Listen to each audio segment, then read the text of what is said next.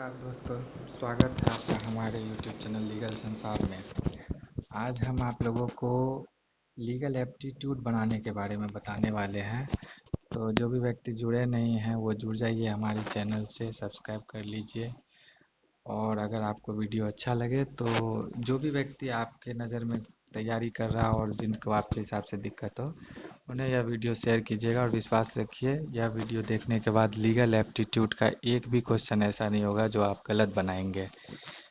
तो चलिए शुरू करते हैं। सभी लोग ईयरफोन लगा लीजिएगा और ध्यान से मात्र 10 मिनट वीडियो देख लीजिए। 10 मिनट देखने के बाद एक भी लीगल एप्टीट्यूड, मैं झूठ मूठ का थंबनेल नहीं लगा रहा हूँ, सही में कह रहा हूँ, एक भी लीगल एप्टीट्यूड आपका गलत नहीं होगा अगर आप ध्यान से सॉल्व करेंगे तो। चलिए आ जाइए। सबसे पहले जो है लीगल एप्टीट्यूड के बारे में हम आपको बता देते हैं कि लीगल एप्टीट्यूड के लिए सॉल्व करने के लिए कुछ कुछ चीज़ें हैं जो आपको ध्यान रखनी होगी। तो जो जो चीज़ें मैं बता रहा हूँ उसको ध्यान रखिएगा, इसको नोट कर लीजिएगा कि क्या वो पॉइंट्स है जिसे आपको ध्यान रखना है। सबसे पहले लीगल एप्टीट्यूड के क्वेश्चन में जो प्रिंसिपल लिखा रहता है उस प्रिंसिपल को आपको बहुत ही ज़्यादा केयरफुली पढ़ना है। प्रिंसिपल ही सारे क्वेश्चन को सॉल्व करने का आधार है। प्रिंसिपल अगर आप पढ़ लीजिएगा ध्यान से तो आपका क्वेश्चन जो है आपको पता चल जाएगा कि क्या कहना चाह रहा है। तो सबसे पहले आप प्रिंसिपल को बहुत ही ज़्यादा ध्यान से पढ़िएगा। और उसके बाद फैक्ट्स जो दे के रखते हैं प्रिंसिपल से ही रिलेटेड फैक्ट्स होते हैं या फिर कभी कभी उससे थोड़ा सा अलग होता है। तो इसीलिए आपको प्रिंसिपल और फैक्ट इनको बहुत ही ज़्यादा ध्यान से पढ़ना है और समझना है। प्रिंसिपल से रिलेटेड ही सारा का सारा चीज़ फैक्ट में रहता है। उसके बाद देखिए तीसरा, सारे ऑप्शन को पढ़िए, क्योंकि आप जब फैक्ट पढ़िएगा, प्रिंसिपल पढ़िएगा तो आपको कभी कभी ऐसा होगा कि ए नंबर ऑप्शन में जो ऑप्शन आ रहा है वही लगेगा कि सही है, जबकि आप डी नंबर तक जाएंगे तो हो सकता है कि कुछ और पॉइंट्स के साथ आपको प्रिंसिपल से मैच करता हुआ वो डी ऑप्शन लगे। इसीलिए आपको जल्दबाजी बिल्कुल नहीं करनी है सॉल्व करते समय। सबसे पहले आपको प्रिंसिपल को ध्यान से पढ़ना है, फिर फैक्ट्स को, और उसके बाद चारों ऑप्शन को बहुत ही ज़्यादा ध्यान से पढ़ना है। और दोस्तों सबसे ज़्यादा इम्पोर्टेंट चीज़ जो मैं बता रहा हूँ, जब भी आप लीगल रीजनिंग सॉल्व करिए, do not use your mind. मतलब ज़रा सा भी आपको दिमाग का इस्तेमाल नहीं करना है। अगर आपने दिमाग का इस्तेमाल किया तो संभावनाएं हैं कि आप उस बात क्वेश्चन को गलत बनाएंगे। इसीलिए दिमाग को बिल्कुल भी इस्तेमाल नहीं करना है। दिमाग को थोड़ी देर के लिए आप लीगल एप्टीट्यूड बनाते वक्त साइड में रख देंगे, क्योंकि कोई भी लीगल सिचुएशन जो होगा वो आपको लगेगा कि ऐसा भी हो सकता है, वैसा भी हो सकता है, लेकिन वास्तविकता में कोई भी चीज़ नहीं होगा प्रिंसिपल के परे। इसीलिए कुछ भी हो जाए, कोई भी सिचुएशन आ जाए, कोई किसी को चाकू मार दे क्वेश्चन में, आपको अपना दिमाग कभी यूज नहीं करना है। जैसे ही आप दिमाग यूज कीजिएगा आपका क्वेश्चन गलत हो जाएगा। ठीक है ना? तो लीगल रीजनिंग को सॉल्व करने का सबसे ज़्यादा इम्पोर्टेंट चीज़ यही है। आप प्रिंसिपल ध्यान से पढ़ लीजिएगा, आप फैक्ट्स ध्यान से पढ़ लीजिएगा, आप चारों ऑप्शन पढ़ लीजिएगा, लेकिन जैसे ही आप उसमें अपना दिमाग लगा दीजिएगा, समझ लीजिए कि ये जो आपने शुरू के 3 काम किए हैं यह गलत हो जाएगा। इसीलिए सबसे पहला चीज़ आपको यही ध्यान रखना है कि लीगल एप्टीट्यूड सॉल्व करते वक्त ध्यान से तो पढ़ना है, लेकिन किसी भी स्थिति में अपना दिमाग नहीं लगाना है। तो यही है, बस इन 4 चीज़ों को ध्यान में रख करके आप किसी भी लीगल एप्टीट्यूड को सही सही सॉल्व कर सकते हैं।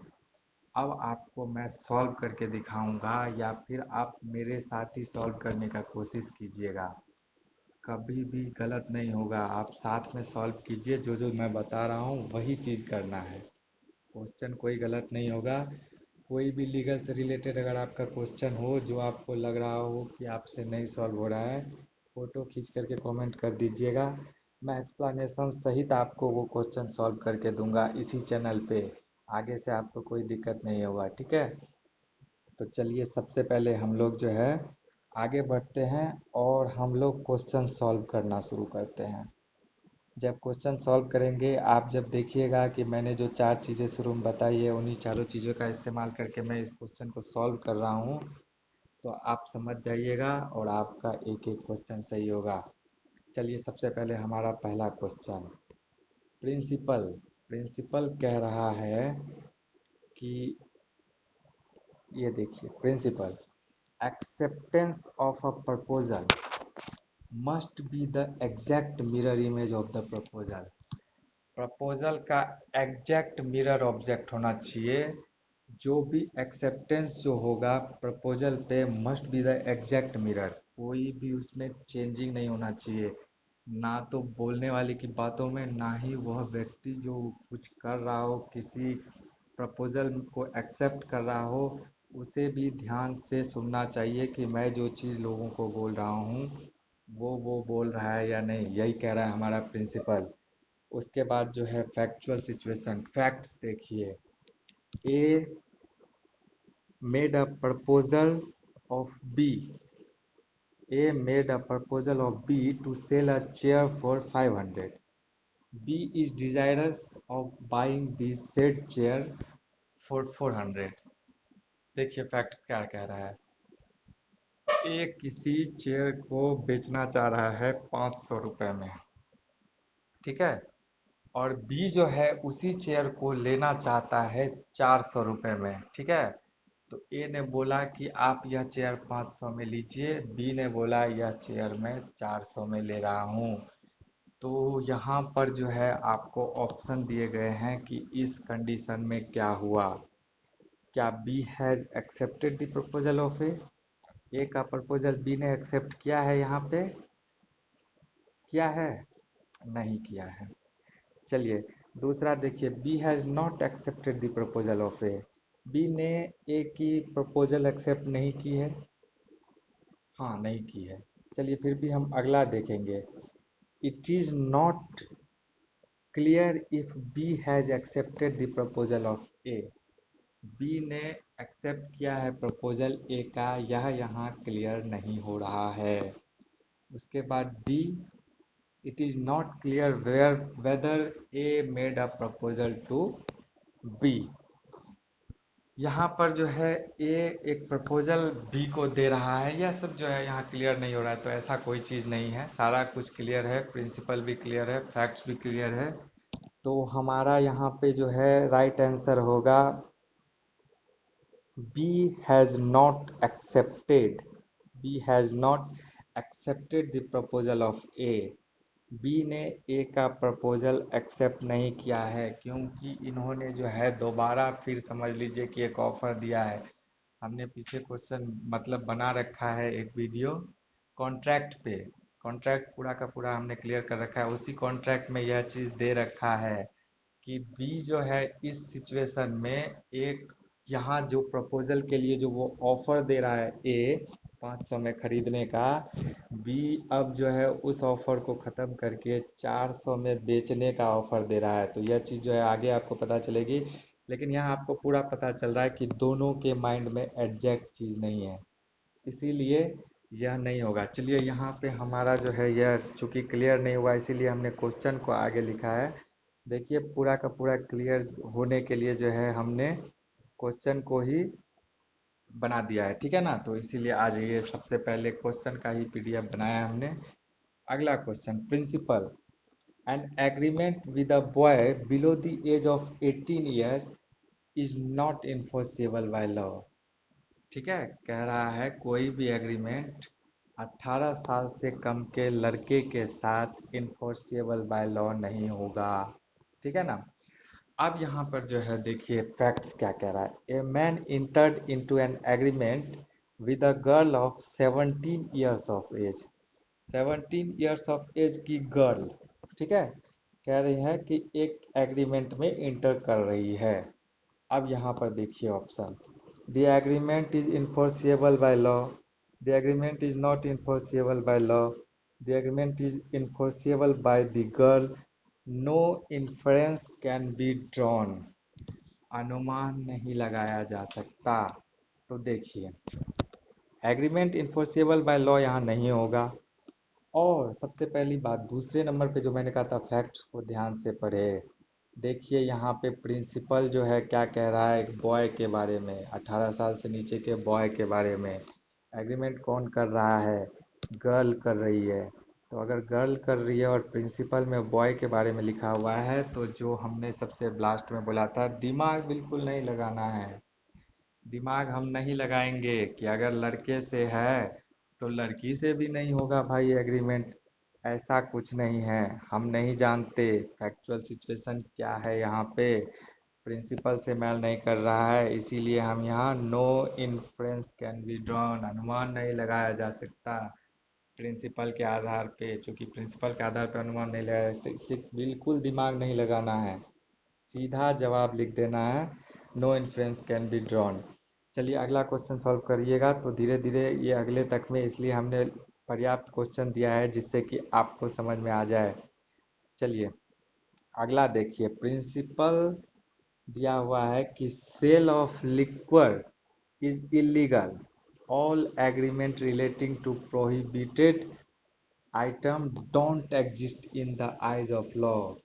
लॉ के नज़र में कोई भी ऐसा एग्रीमेंट जो है एग्जिस्ट नहीं करता जो लिक्वर या किसी इलीगल सामान के एग्रीमेंट से रिलेटेड हो या प्रिंसिपल है।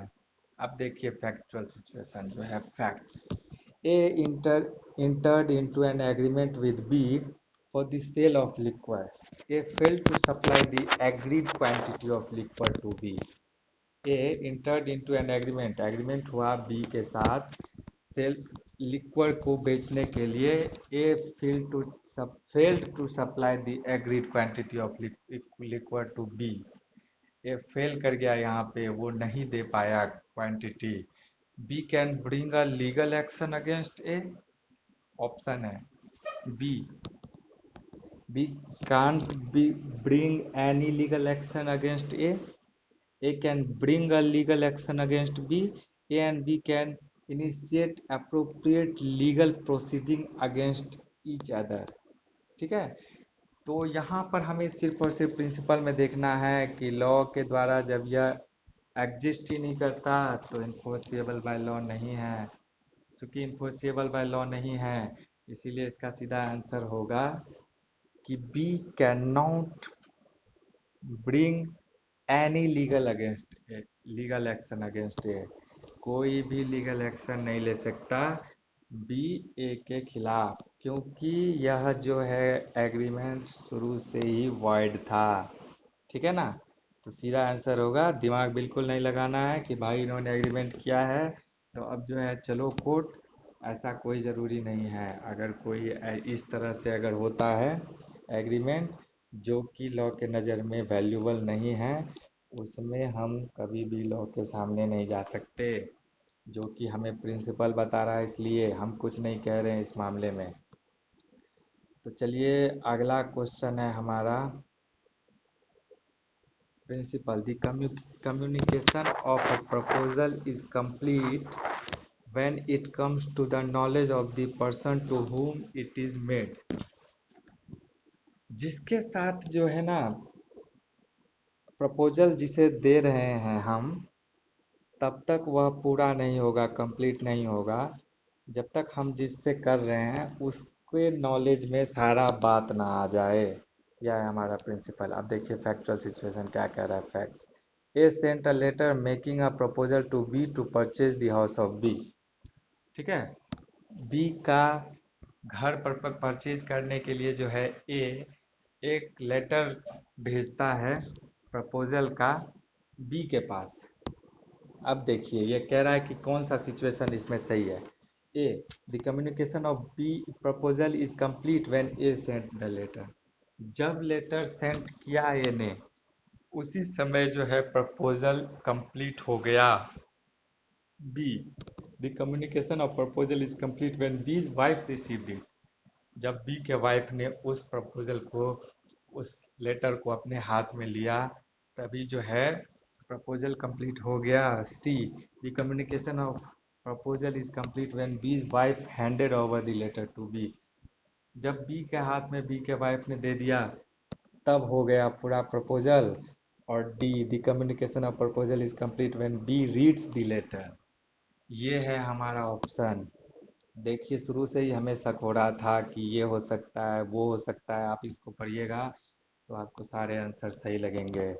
ठीक है, लेकिन क्या है, फैक्चुअल सिचुएशन में उसने सबसे पहले हमें प्रिंसिपल में यही बताया था कि जब तक कि उस व्यक्ति के नज़र में वह बात पूरी तरीके से नहीं आ जाती जिसके साथ हमें करना है प्रपोजल या एग्रीमेंट जिनके बीच हमें करना है, तब तक वह वैलिड नहीं होगा।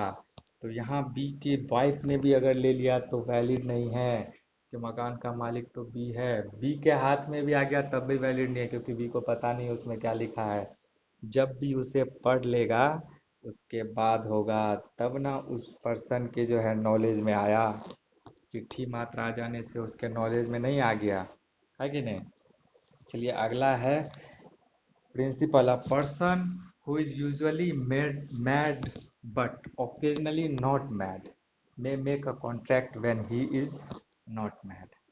ठीक है, एक व्यक्ति हमेशा पागल ही रहता है समझ लीजिए, और कभी कभी जो है वह पागल नहीं होता है। तो जब वह पागल नहीं होता है तब वह कॉन्ट्रैक्ट करने के लिए जो है सक्षम है। समझ रहे हैं। तो यही है हमारा प्रिंसिपल। अब फैक्ट देखिए, A generally remains in the state of madness and rarely becomes capable of understanding anything.